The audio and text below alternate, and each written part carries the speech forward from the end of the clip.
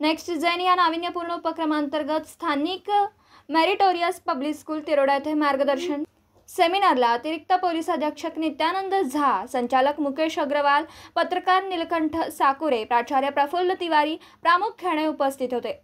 विद्यार्थ्यांना अभ्यास करण्यासाठी आणि त्यांच्या करिअरमध्ये यश मिळवण्यासाठी आंतरिक प्रेरणा आवश्यक असते। प्रतिभावान विद्यार्थी घडवण्यासाठी विद्यार्थ्यांना मेहनत राहण्यासाठी आणि ध्येय गाठण्यास मूल्यवर्धित शिक्षण महत्त्वाचे आहे।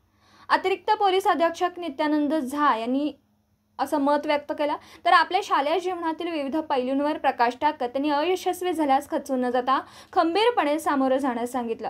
अपयश आल्यास त्याचा पुढे नक्कीच यश असतं, त्यामुळे मेहनत करताना प्रामाणिक राहण्यास सांगितलं।